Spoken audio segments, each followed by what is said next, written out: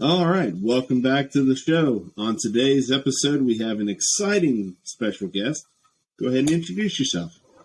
Hey guys, I'm Amy Taylor, and I live in LA. And what else? I've been here for a couple decades. I'm a model and a companion, and about it. California, almost a native, but not an LA native. But like many, I ended up here, and yeah. What's up? Oh, not much. Dealing with the cold weather outside. Yeah, it's that time of year. So even for us, same thing. We're staying indoors. Although in Los Angeles, anything like even a mist of rain, people think is like a storm and they get very excited and they hunker down. Like there's no one outside right now. And I feel like if this were Seattle or Portland, people would be out and about like it was nothing. But we're kind of weather wimps in this town. We don't get much. So there's nothing wrong with that. Weak LA blood. So tell me a little bit about yourself and how you got into modeling. Oh, so I mean, I like a lot of pretty young girls. I think it found me. I was born in Pennsylvania, but we moved to Northern California when I was just about five. Went to grammar school and then high school there. And in high school, I was pretty, right? And a scout found me at a mall. And, you always wonder if that's like going to be some creep or pedophile. Well, I guess I was lucky because it wasn't. He was a real photographer with real clothing brands and a real school where you could learn, and it wasn't fake, like wasn't a scam. And my father was very concerned and went with me to the first few shoots and stuff just to make sure this dude wasn't a creep. And I guess I got lucky because I wasn't. And so I did a little bit of modeling, some clothing hang tags, did then some pageants. I know it's super cheesy, but I did a couple pageants and walked on a couple runways just for charity. There's not a lot of editorial is what they call that. There's not a lot of high fashion in that part of the world, but what little there was, I did some of that like at the mall. And I think you just kind of, it finds you typically if you have a certain look. And then I didn't really get any taller. So it was going to be, fitness and catalog rather than something like high fashion where you need to be quite tall. And it paid and it was fun and it was neat to be around creative people. And so it just sort of found me, and it ended up being something that I did part-time while I did other things, school and then other work. And when I moved to LA, so I did my undergrad in Northern California, studied biology, loved that, doesn't pay a lot, worked in biotech, hated that, rerouted, decided to go to graduate school. That's what brought me to Southern California. But all the while I was modeling because, it's something you can do on the side. I mean, if you come to LA, like everybody's got a headshot, right? There's, people consult for TV and movies, even though they have a day job. We're all sort of hyphenators in this town. So I think modeling was just something I could do. I found fun. It's easy. It pays. And it just remained something I was kind of involved in tangentially, even when I went to grad school and then worked for an oil company and everything else I've ever done in the years since. I've kind of still shot photos as well, because I guess why not, right? It's like that, right?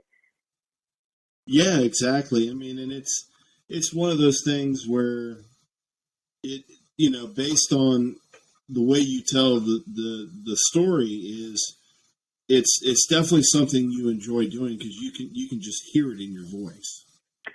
Thanks. I mean, there's a lot of things I enjoy doing. It's one of them. Because I was kind of science minded, I have an inner kind of geek.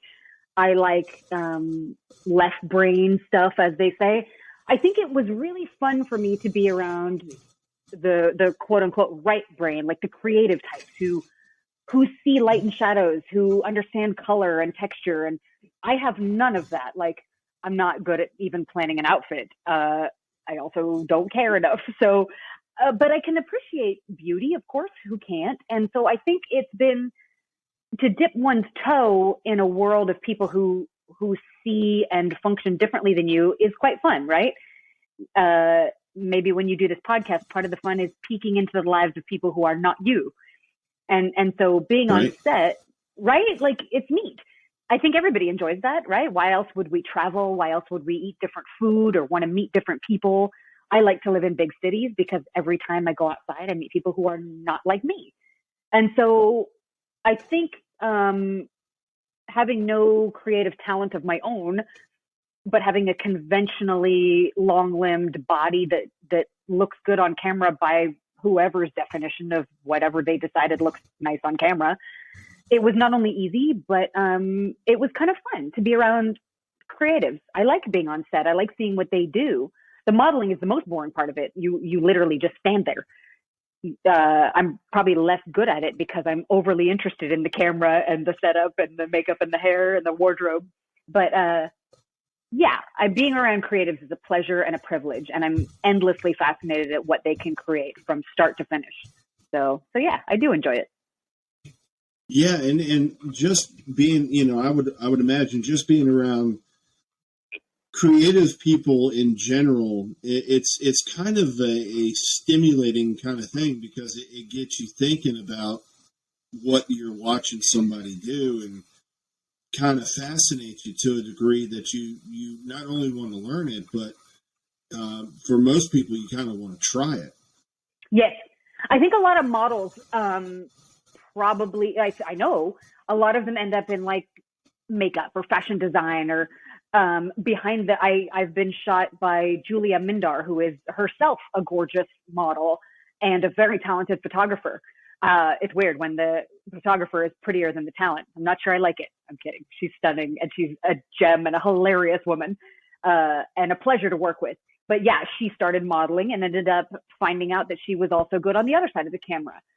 I don't know if I am. I never tried. I, again, don't really have I like engines and science and math in my own time, but I can appreciate sets. And I think, let's be honest, a lot of it is by virtue of just living in Southern California, where there is a lot of that.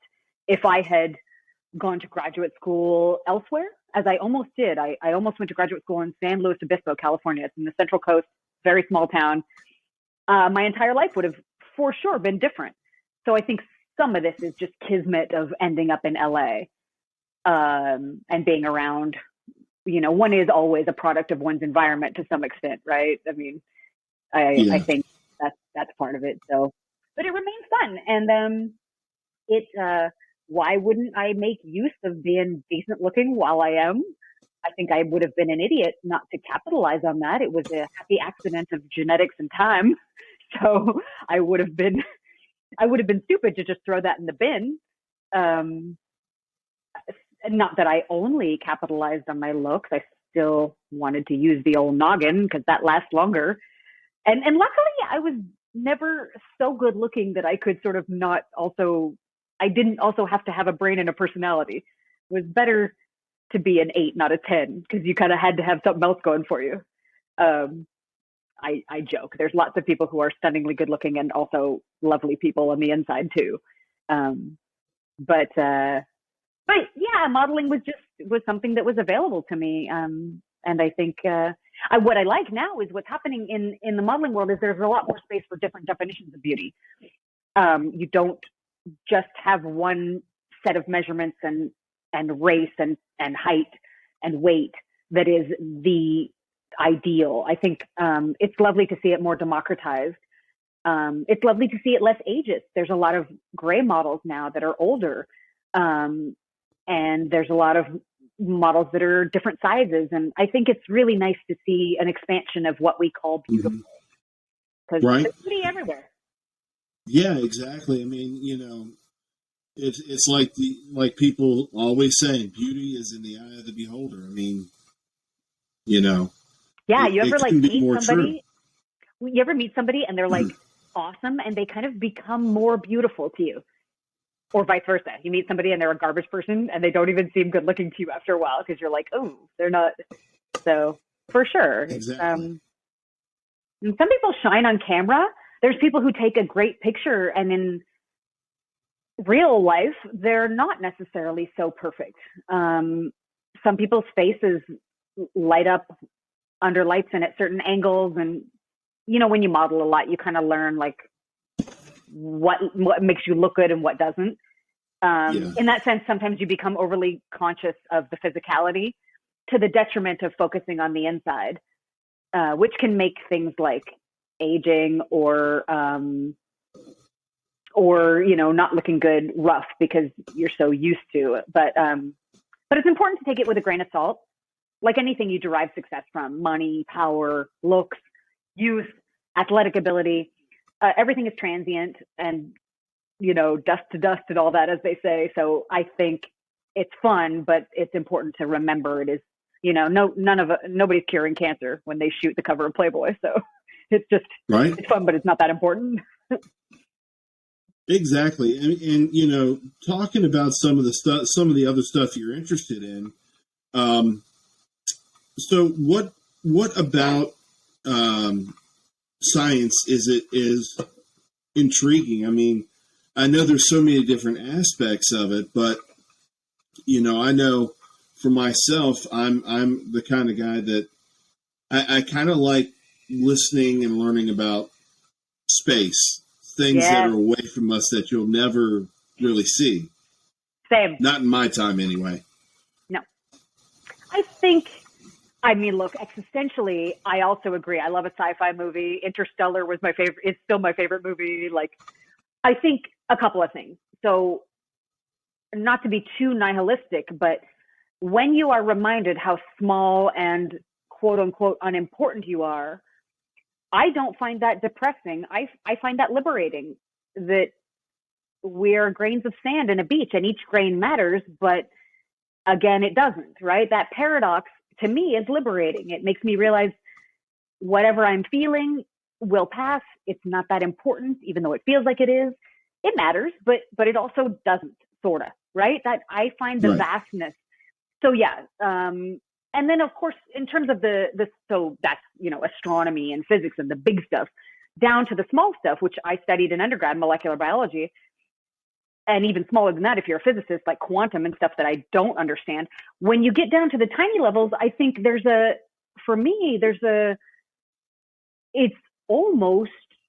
it's revelatory in the beauty of design and the miracle that it all exists. If I dare use a religious word, I think, what is more interesting than life? Nothing. I mean, it's the big question. And yeah, the monster that haunts us all is the finite nature of it all. I don't have any answers. I'll let you know if I die first. I'll come haunt you and let you know what comes after. But I think there's a meditative aspect for me when I think about science. I think I'm able to get outside myself, my own sort of nonsense and emotions, and I can think about something either, like I said, much bigger or much smaller. And there's sort of a detachment that comes with that is puts things in the perspective they belong in. Because, right, we can get too into this nonsense, and that's not healthy for anybody. And then, of course, logistically, I just enjoy math. I enjoy numbers. I enjoy thinking that way. And I like nerds. I think people doing cool stuff and trying to make the world better, whether they fail or succeed, that's a valiant way to spend one's life. I wish I had done more. Being around brilliance, not necessarily just of scientific sort, but being around brilliance is a privilege and an honor. And so every time I go read what my alma mater is up to and see what young scientists are doing, trying to make this world better for people is really inspirational. So there's a lot about science. I like that science also stands on the shoulders of those who came before. Science, there's a certain humility of this is the best we have right now. And we realize that in years to come, we will be looked at as very primitive and probably wrong, surely wrong. But that humility that we stand on the shoulders of those before, and we know that we will be replaced by better stuff. I like that approach. It is so humble compared to other fields that are like, this is the best and we're the best, right? Science doesn't do that. I like that approach to thinking. Yeah, I mean, and you're not wrong. I mean, it's one of those things that, if you look back through history and some of the things that's happened, that you're only as good as the technology you have at the time that you're doing whatever it is that you're doing. And No, as we advance, it's going to get better and better, and we'll be able to do things that we weren't able to do, 60 years ago. for sure. For sure. Yeah, I think I mean, medical science alone has, and you look back at stuff as horrific and primitive when you know better and do better. And it's not to say that science never gets used for sort of nastiness and evil. Like that happens with sort of every field. In its truest form, it's not supposed to be, but things get bastardized because humans are going to human, right? Right.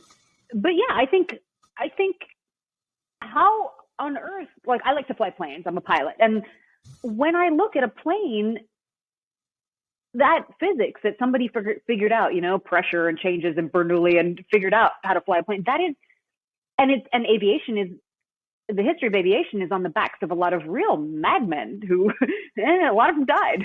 A lot of them messed up. A lot of them did things wrong, and to get to what we have now, and it will continue to get better. That kind of can-do delusion, that kind of good crazy to say, hey, let's do what that bird is doing. Let's try to do this. Is that kind of madness is beautiful, and truly, I believe that people who decide that something that couldn't get done can and should get done are the only people that ever make anything better, right? The only people that ever move society in a different direction are the ones who aren't chicken shit. The ones who say, and I'm not going to stand here for what is and just let it be here. I'm going to make it different and better. And then we argue about what that is. That's what the law is for, and that's fine. Different places make different decisions and judgment calls on where society should go, and that's fine. But the only people who ever make anything better are the visionaries, the ones that are crazy. And by crazy, I mean they see something that isn't here yet, right? Mm-hmm. We should protect them, I think. And that includes creatives. It doesn't have to be just science. It can be, my sister's a lobbyist, and she tries to improve the law, which is also a living thing, which is fallible and wrong at times. And there's an entire messy process of trying to slowly make it better. It's an ocean liner. It's tough to move, but I admire anybody who's trying to do anything that's not here yet. In that sense, it's all creativity, just of different facets of the same diamond, right? Exactly. Yeah. And being creative, I feel just, doing the podcast it's one of those things where I get enjoyment out of spending the time talking with people and editing the videos. So I could kind of understand when it comes down to, like flying planes or, learning anything that has to do with just thinking in general of how things operate, because it keeps you fresh. It keeps your mind young. Sure. I think, what was it? Mihai Csikszentmihalyi wrote a great book. I'm going to probably get the title wrong, but I think it was called The Zone. I don't know. I could be wrong. Anyway, he talks about when people are in this zone of creativity, something happens to their mind. When you are sort of learning and advancing and creative and making, it is sort of meditative, right? In the same way that yoga or, watch somebody when they're skiing downhill really fast, or when they're engaged in surfing and all their focus is somewhere. That is something that humans need. Different people derive it different ways, but it kind of shuts off what I was talking about earlier, shuts off the nonsense and puts you in a zone where all of your focus is in one direction. And that is sort of good for us. I think everyone is happiest when they are being creative in whatever form is happy for them. Particularly when you share and gather. I think the last 2 years of COVID, when people couldn't gather, we saw how bad for that us as humans that was. Now, we had to do what we had to do. We had a pandemic. That's a different discussion. But we are not made to be isolated. We are not made to be doing nothing. we have to get out there and do a bunch of nonsense because we're monkeys with opposable thumbs and we got to do stuff. And we don't thrive when we don't. Um, so, yeah, like any other human, I'm here for a few decades and then gone. And I fully intend on arriving to my death exhausted, used up, and having explored as much as I can. I mean, I'm gonna get there like a beat up old car, having had all the fun I can in every way that hopefully didn't hurt other human beings. Because what else are we here to do, right? That's what lights it all up is creativity, is using this thing we got, right? That's right. However, Yeah, and when you're creative in any facet or form, you ultimately are making somebody's life a little bit better, whether it be, yours or somebody around you, or, if you're in creating tech, millions of people. So, I mean, yeah, you know, absolutely. Even if it's just your tiny corner of the world, most of us won't be Steve Jobs, and that's fine. But yeah, I do a lot of speaking out in support of models and companions and the ways in which I think a complicated section of the world could be better, because it's important for me to try to do what I can to leave my tiny corner of the world a little better. And that's all right. We don't all have to be Elon Musk, right? That'd be awesome if I could launch rockets, but I'm not that smart, and I'm not going to be that big of a deal to society, which is fine. We do have to, I think as you get older too, I just turned 46, and I think you start to think about, as you get older, you start to think about, will your life have meant anything to anybody, right? That's a pretty natural state of affairs, to wonder if you could, yeah, if you mattered, if your existence here mattered. And that's a fine thing, ego driven perhaps, but not a bad thing. So I think certain creative pursuits, people write books or make movies or whatever they do, podcasts, you want to leave a little footprint on the world, right? That's a good thing. Definitely. So I am curious about becoming a pilot. How was that, and what was that journey like for you? Oh, thanks. So my mom's dad was a pilot. My grandpa, I didn't know my other grandpa. He died when my father was young, so I only knew my one grandpa, my mom's dad, and he was something to me when I was a little girl. He was Air Force, and he was a man's man, and he knew how to fix old cars, and took me fishing, and he later in life smoked a cherry tobacco pipe, and I still love the smell of cherry tobacco. And he used to, after dinner at my grandparents' house, he would leave the house. We would pretend we didn't know, and he would come back in with a 12-pack of donuts, and every time we would pretend it was a surprise, even though every time we knew he was going to do it. And when he passed away, it was the loss of somebody that meant a lot to me. So maybe I got the bug from him because he was an aviator. When he died, I was able to keep his hat, and Robert was something, and a complicated guy, but a good dude, and raised my mom, who's a good woman. And so I think I caught the bug, when I was flying for fun, just got my private pilot and was flying around, I got the bug. And I think you either do or you don't. The first time I went with an instructor and pulled it off the runway and rotated, I couldn't, like I said, I studied science. I took a fair amount of physics. I understand why it flies, but I still was like, no way. Like, no way can this work. Like, it's a miracle. And I felt powerful, in control of the engine and making this thing maneuver like I wanted. And I also felt incredibly humbled by the natural forces on planet Earth that allow this to, the combination of combustion and the violence that is suck, push, bang, blow, right? Engine combustion, with the calm beauty of low pressure on the top of a wing and high pressure on the bottom that vacuum you up into the heavens like a homesick angel. I couldn't believe this could work. And so I just wanted to do it again and again and again. And so that becomes a very expensive hobby if you want to fly planes.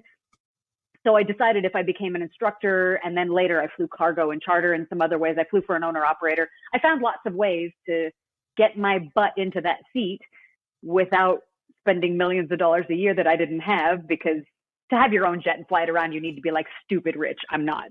So it was just, I think if you've got, maybe it's from Robert that I've got this in my blood. I don't really know. I will add that part of it was that there are not very many women who do it. So I thought that was kind of cool, because it's, I think, 6% women now, just to give or take. But I don't know. Have you ever tried it? Have you ever tried flying a plane?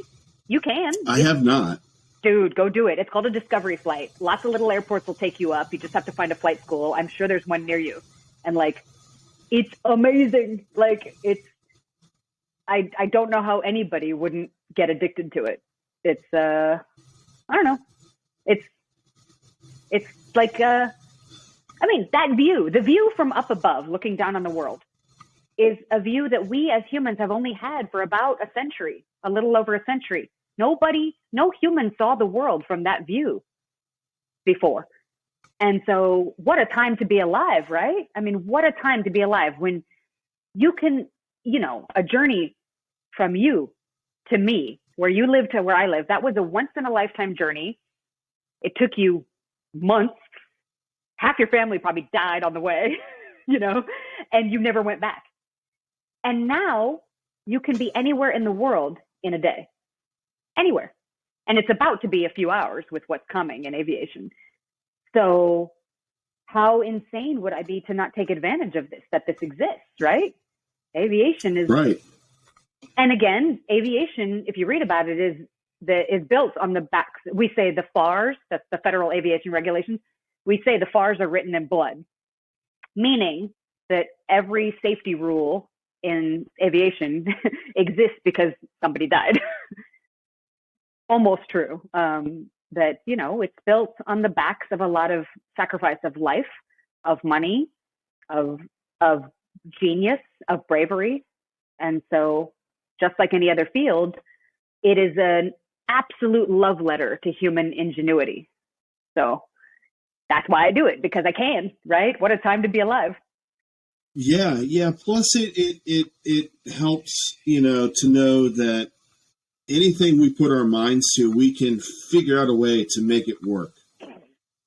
I hope that's true. I think it's mostly true if people let us.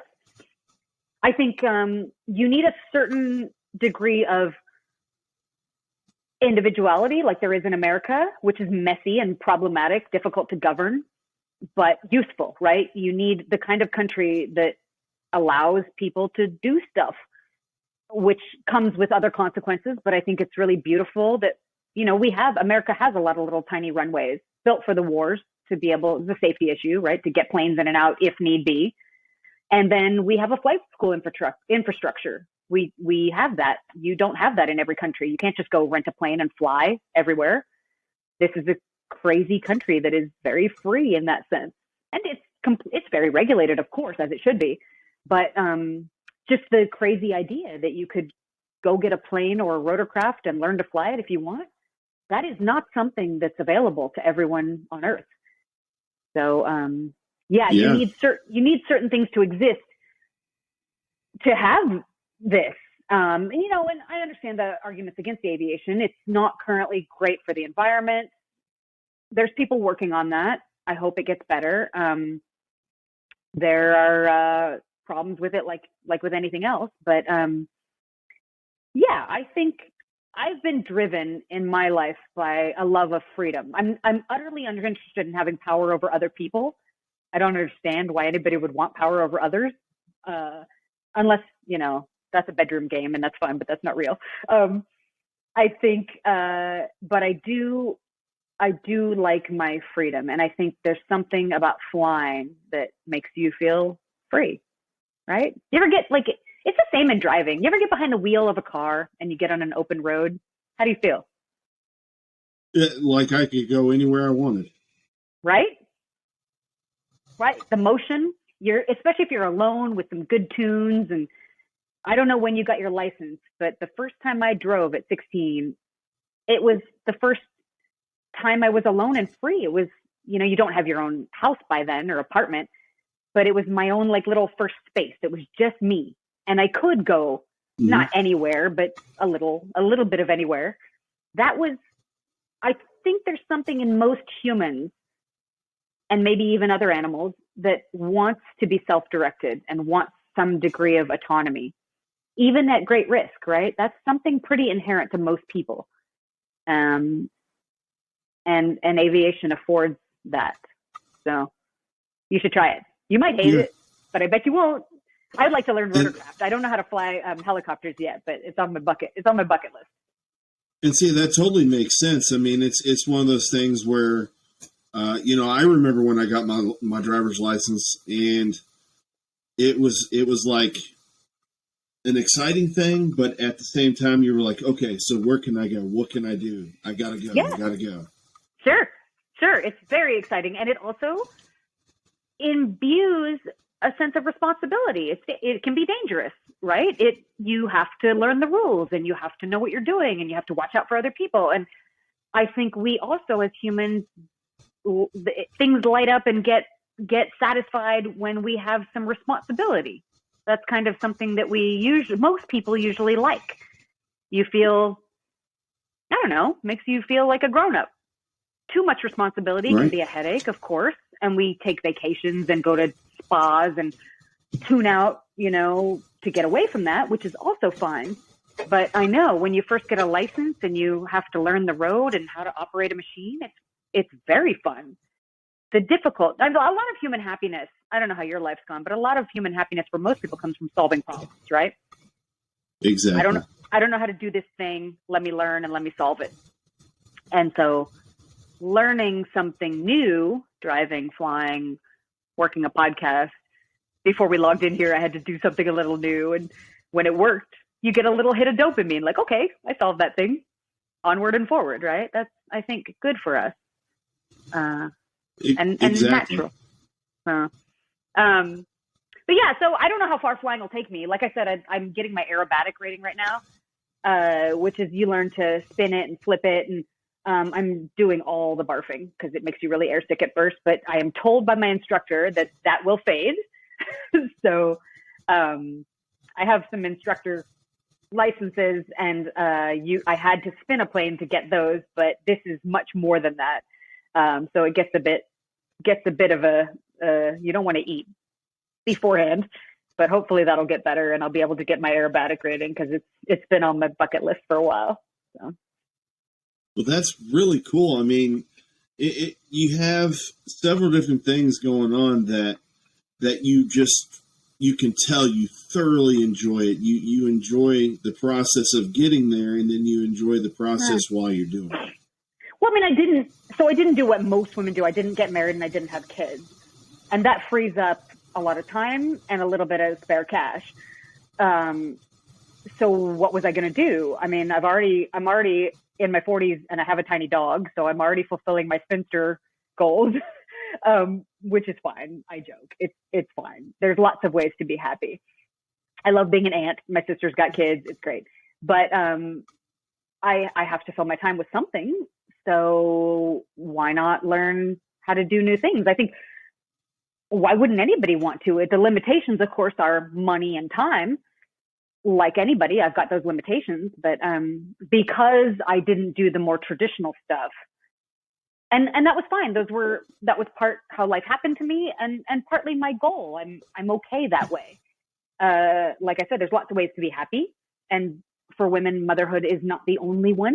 It's the one most people do, but I instead of making babies, I shoot guns and fly planes. It's a life, right? Hey, and it sounds like it's been a fun journey up to this point, and there's only more to come. Thanks for saying that. That's really hopeful. I hope that's true. I think. I don't understand why so many people are upset about being in their mid 40s. I love it. I can't wait for my 50s. Like, knock on wood, I still feel good. I look okay. I'm beauty. I've spent my whole life being beautiful. It's less interesting to me now. I don't know, as it fades by conventional definitions of beauty tend to favor youth. I'm not sure why. I think old people can be very beautiful, but whatever. The modeling industry tends to favor you. So as that fades, I don't know how much I'll miss it. I guess I'll find out. It's unavoidable. There's only one way not to age, and I don't want to do that yet. So I think why shouldn't anybody look forward? I mean, some of the most fascinating people I know are like in their 70s and they're still looking forward. My grandmother, my father's mother, lived to be 104. Anyway, very old. Wow. She just passed a couple of years ago. And, you know, I'll tell you, she was still looking forward until she had like books to write and she was a little bit well known and she had like shows to do and people to meet with. I mean, this lady, I think part of the reason she made it so long was that she was too busy to leave earlier. She was forward looking. She was excited about the future until the very end. And why wouldn't one live that way? The alternative isn't fun, right? Why not grab life? And one of my lawyers, he made fun of me the other day. He's like, "You are delightfully alive." And I don't think it was entirely a compliment, but I would take being delightfully alive over the alternative.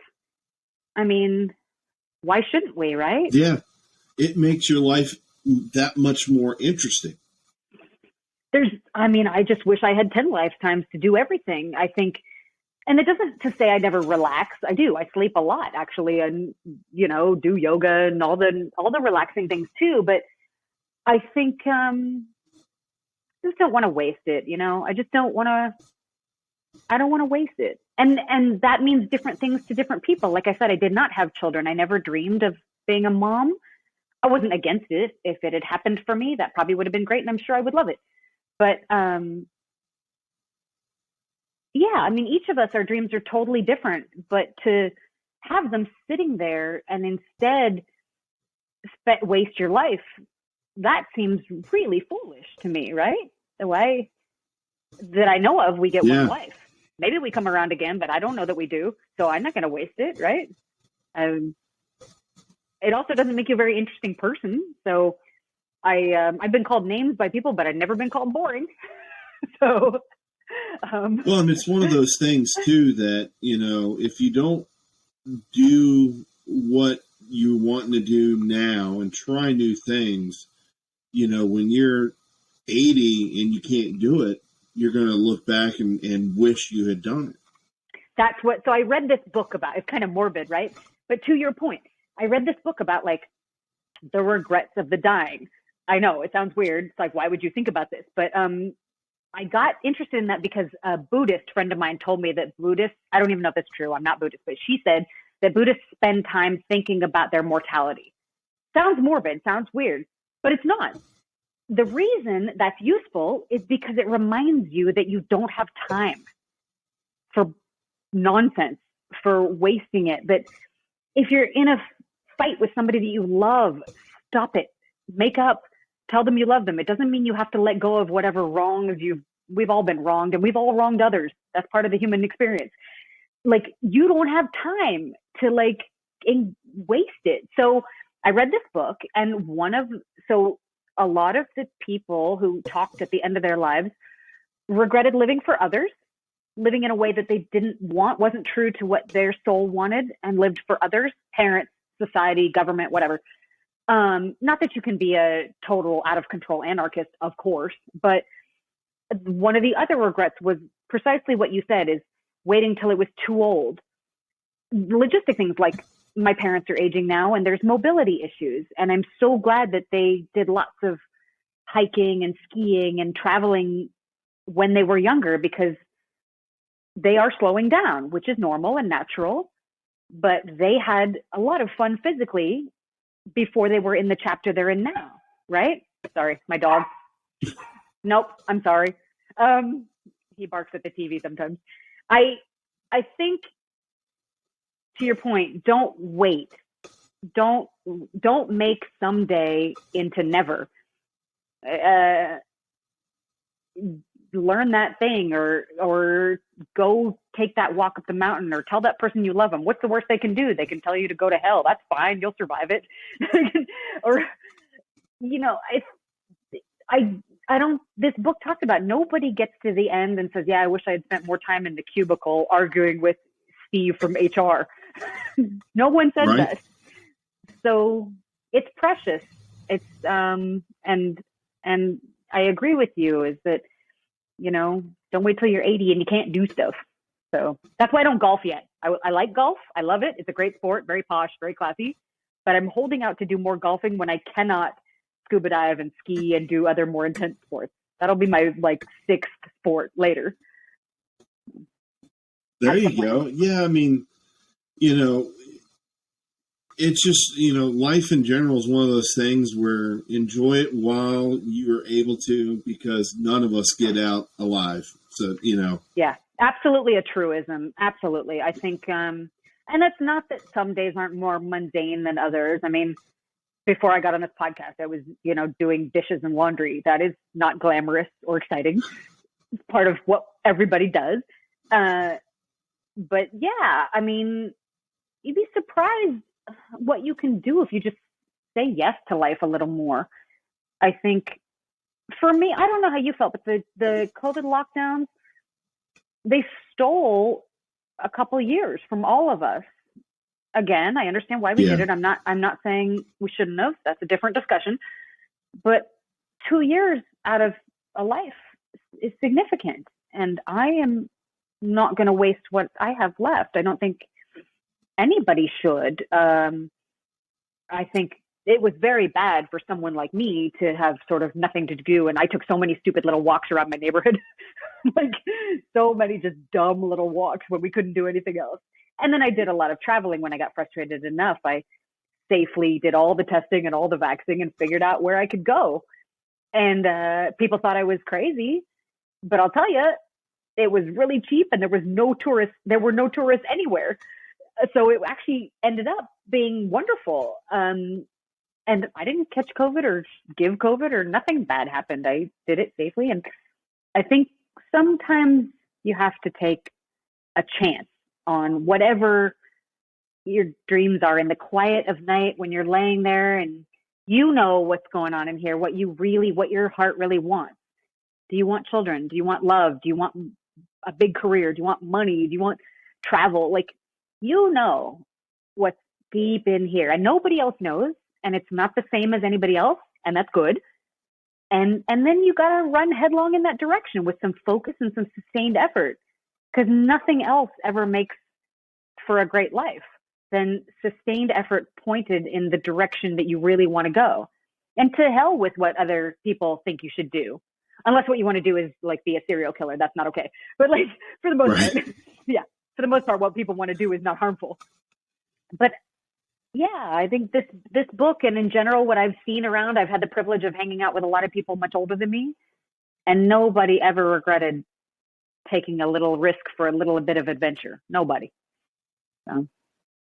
Yeah, I mean, and, it's one of those things where I'm of the mindset that if you don't take the chance, you'll never know if whatever you're trying to do is either going to be successful or if you're going to have fun doing it or if you'll enjoy it.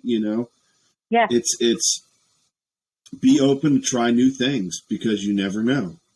And it's okay if you have to double back and change. We are different at different chapters in our lives, right? And that's normal and good. I think America is a really great place for a comeback or a course correction. This country is pretty forgiving of a lot, except for the most egregious stuff. So you can course correct, you can change, you can move. We have essentially 50 little countries, the states, right? You can change where you live. You can change who you hang out with. You can change what you do for a living. You can go, I have a girlfriend who went back to medical school in her 50s and graduated. And wow, my sister stayed home with her children for a decade and then started a major business, and she's quite successful now. You can, life is both brief and also long. And in the sense that it's long, it gives you time for course correction. So, right, grab it, do stuff, and, if it crashes and burns, you can change. It's not, back to what I was saying earlier about the nihilism of science and the vastness of the universe, you're not that important. And that's good, right? You can You can do something different, and the universe isn't gonna come crashing down on top of you because you're not that important, and that's a good thing. So Right. And I yeah, totally agree. I mean, in general, if you don't take the chance, you're never going to know. And it's one of those things where if you enjoy doing something and it brings you joy, who cares whether somebody else enjoys it? You're having fun. yes, If it's not hurting anybody, just roll with it. yes, I agree. And if in that quiet of the night, when you know if it's not hurting you, you're fine. And nothing, it's all impermanent anyway, right? I think, yeah, I think it's about being honest. I think you honest with yourself. Like I was saying, in the quiet of the night, know what you really, how you really want to live, because there's 8 billion of us. The universe needs all of us. It's okay that we're different. We should allow each other that. I I was talking earlier about power over others. I don't understand people who don't want to allow for the incredibly lovely fabric of diversity that is society, because that's what makes it fun. Um, Mm-hmm. and then, yeah, it's, I don't know, like I've done things, taken chances that were very stupid. And I don't know about you, but I don't even regret those, because the dumbest ones even made for great stories, if nothing else. So Yeah. I've done some real stupid stuff in my 46 years on planet Earth, and it didn't kill me, so I'm okay. I don't know. Have you ever done, like, you ever take a chance and try something and then later we're like, nope? Has that ever happened to you? Yeah. Yeah, me too. I've done that quite a bit, and it's also one of those things that shapes you as a person. Yes. Yeah. I mean, and it's good to like recognize that and maybe don't do it again. Um, yeah, my first semester at Berkeley, and I started college a year early, so I was only 17, intellectually very mature, but emotionally not. And I decided to take a full load of courses and all the hardest ones. And then I also decided to pledge a sorority and basically party 4 nights a week. And so I had to drop all of my classes. I was going to get like straight F. And I had to tell my parents, who, my father's a professor, and he was, needless to say, displeased. And because I had to drop, I had to go to summer school 2 summers, and it still took me 4.5 years to get out because of this basically lost semester to alcohol and sorority. And they give you the letter that if you keep doing this, you're going to get kicked out of college, and it was scary. And I was in a little moron, but I made lifelong friends. I had adventures that were idiotic and maybe to some degree risky, but like most people, I survived unscathed. And later it was hilarious. And by virtue of royally screwing up, I learned about the scary consequences that I did not want to get kicked out of Berkeley. I did not want to be prevented from being with my friends and embarrassed by not finishing college and all the other things I wanted. So I course corrected. I got almost nothing but straight A's the rest of the time, still graduated with honors. It was fine, even given this colossal fuck up of the first semester of college. Not that rare. A lot of people do that. It's a time change from being a pampered high school kid at home to being sort of more on your own. And a lot of people crash and burn like I did. I remember thinking like, oh, maybe college isn't for me. Maybe I can't do this. Maybe I'm a screw up. And it was fine. I partied more than I should have, and then I fixed it, right? And I would do the same thing over again, even with the humiliation of a colossal screw up. It was fine. And that's what life's about, is just making mistakes and learning from them, because we all do it, and we're all going to continue to do it until the day we die. Some of the most beautiful things are mistakes. Penicillin. I take an eyelash lengthening medication that was actually invented to treat glaucoma, and somebody figured out that it made your eyelashes longer. So some of the most beautiful things that ever happen are mistakes. My parents met by mistake. The reason I exist is a mistake. My father came to America because of war, and my father was a refugee. So that's more than a mistake. That is an international tragedy. So I sound like a total nihilist, and I'm not entirely, but I will say that it's very difficult when you look at it from the 10,000 foot view to say what's entirely good and what's entirely bad. It's not as simple as that always, right? Right. I think we like to cast judgment and say that we know what is good or bad, and sometimes it's simple, the definition, and sometimes it's not. It's nuanced, and even if it's bad, like we talked about, you can change course, and then you have a great story for at a cocktail party later. And that's okay too. So. Exactly. So what's next for you? What do you think the next chapter in your life would be? Oh, that's great for any of us to think about. That's fun. I don't know. So like, it's funny in your mid 40s, like the midlife crisis thing, like, I don't know. Like, I love Los Angeles, but I'm strongly considering moving. Maybe not forever. I'll probably come back because even though today it's not great weather, it almost always is. And that's pretty seductive. But I've been here for over 20 years now, and I'm itching to like taste another city for a little while. Maybe not forever, but I don't know. I might move. Maybe temporarily, maybe not. If I don't do that, and wherever I go, I'm going to finish my aerobatic rating. So if I die in a plane crash, it was nice knowing you. I'm kidding. I'm a decent pilot. I've never failed a check ride. So far, so good. I had this dream of going back and finishing my PhD, not so much to get a job per se, but because I love learning and I always thought I would finish it, not just finish a master's. My dad's a professor and he would like that. And part of it is maybe that wanting to please him, odd right at this age, but I don't think I'll probably do that, but it's on my little vision board as something maybe. I would like to continue to love my family. My parents, like I told you earlier, are aging, and that's going to be a chapter. You're younger than me. Maybe you're not there yet, but when one has aging parents, that's a chapter that it requires a lot of family focus and involvement. They brought me into the world, and I'm going to take them home with great care and attention and respect because they deserve nothing less. All the mistakes I've made and all the things I've done to them, they still love me. And that's a grace that I don't deserve, I didn't earn. And so they are going to have everything they need as my sister and I help take them home in the next couple decades, probably. We'll see. I hope it's as long as possible. And whatever that entails might change where I need to live or at least spend a lot of my time. It depends how that goes, but it's a priority, of course. Modeling, I would like to continue modeling. Obviously, it changes from the nubile, Playboy, sexy stuff to more fashion. And somehow when you get older, they want to cover you up with fabric more. That's just the way it is conventionally.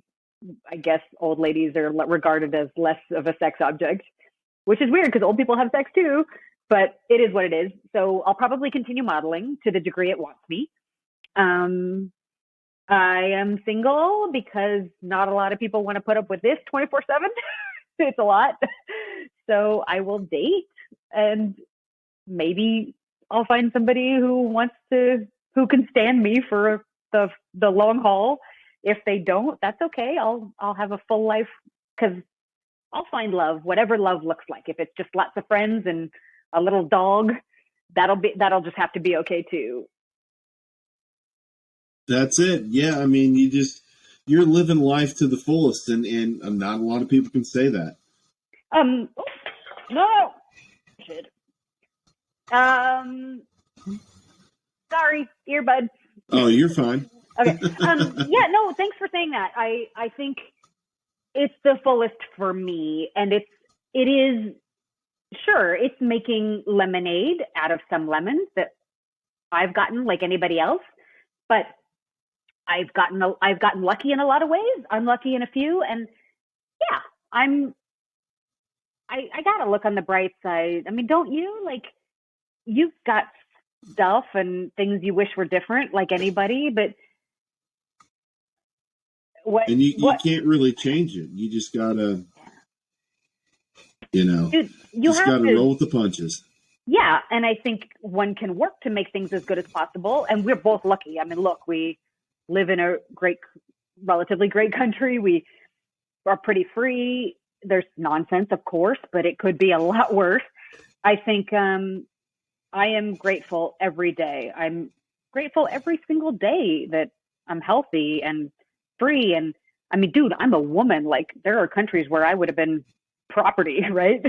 So I'm already winning just being an American woman, and that doesn't go unnoticed. So I'm so effing lucky. How upset could I be? That said, injustice. I go downstairs in LA and I see people who are human tragedies on the sidewalk, and I don't have any good solutions. So there's lots of things I wish I could change, and I try to do what I can where I can with getting involved in tangentially in politics.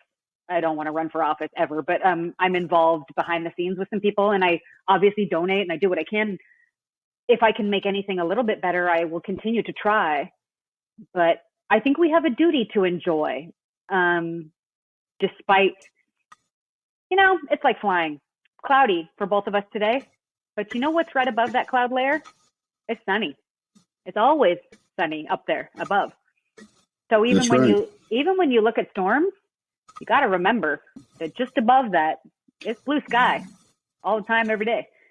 So I try to remember that, because without that, I mean, without hope and without gratitude for what is good, what do we have? That's not a way to live. It's not a way I want to live. Right. So. Yeah. And I couldn't agree more, it's one of those things where every day you wake up, is something to be thankful for. Yeah. Even the worst days, right? My dad used to tell me, like, I've been like 4 or 5 years ago, I went through something for about 6 months that was pretty bad.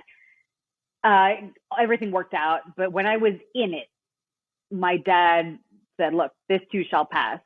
He's not a really religious man, but I thought that was very handy, because he was reminding me that everything is temporary.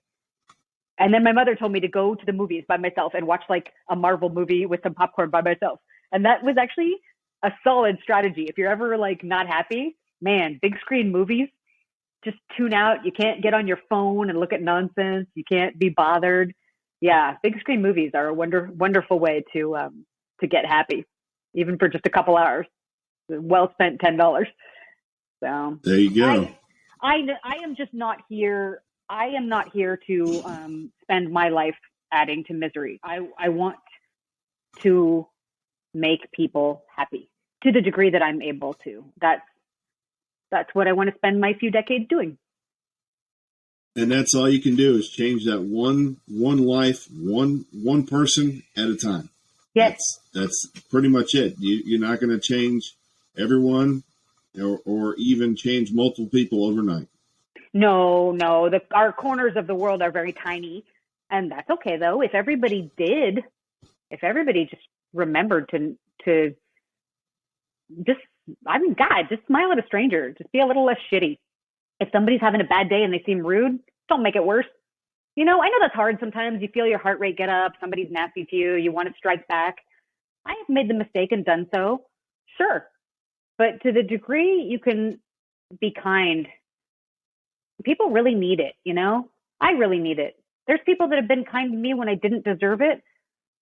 It dragged me out of really dark days, like really dark. And I don't know if they even know, but I'll remain grateful forever. So, and it's free. It doesn't cost you anything to like say hello to somebody at the grocery store. It's free, and you can change somebody's whole, you don't know. A lot of people got a story that'll bring you to your knees if you knew it. So just, if you can, don't be shitty. Right? Is that a good motto for life? I don't know. Yeah, I mean, you're not wrong. It's one of those things where you should always be nice to the person next to you, because you never know what they're going through or what they've gone through. Yes. And often the ones who are being really, I was connecting through DFW last week. delayed flights, a lot of passengers being uppity. I had been rebooked on another flight and didn't know it yet because I hadn't logged into an app. Came up to the counter. This poor lady dealing with all of us jerks. She's about had it, right? I'm trying to board a flight that it turns out I'm not on anymore. I was rebooked for something else and did not know it. So we had some words, and she probably wished I would go away. I'm sure she did, but she just looked at me and said, "Look, how you hanging in?" And instantly, there was no more need to be like, "I'm important and I got to get home 1 hour earlier," blah, blah, blah. You know, that traveler narcissism. I just was like, you're human. This is annoying. It's the weather. It's nobody's fault. It's weather. And I'm just going to go to my other flight that's a couple hours later, and I'm going to leave you alone because you got 100 other people bitching at you. And it was because she was so nice that, like, there was no need to, like, you know, kindness is like energy sounds so LA, right? But energy is a real infection. It's contagious. And it doesn't mean you're always going to like everybody. Doesn't mean you're always going to do the right thing. But the world, I hope whatever comes next for me, as a long-winded answer to your question, that I can make myself fairly happy, and that maybe somebody or somebody's else. I hope I get that privilege. And if I do, in whatever way it is, then that'll be a good life, right? Right. Very, very cool. You know, and it's been an absolute pleasure having you on the show. It's been an honor to talk with you and hear your story and hear about some of the things that you enjoy doing and that you're passionate about. You know, yeah, Joshua, I mean, I thank you for humanizing lots of people from lots of little misunderstood corners of the world. I think what you're doing is important. I think the more you can humanize people who live different lifestyles and that you can show that everybody's just trying to survive, I think that takes away from people's ability to other them and maybe even cause them harm. So thank you for having me on, and thanks for showing a human side of all the different and interesting people that you do. I'm a huge fan of your podcast. I've enjoyed it. I've got more episodes queued up tonight to watch, and I appreciate you. Absolutely. Thank you. Thank you so much.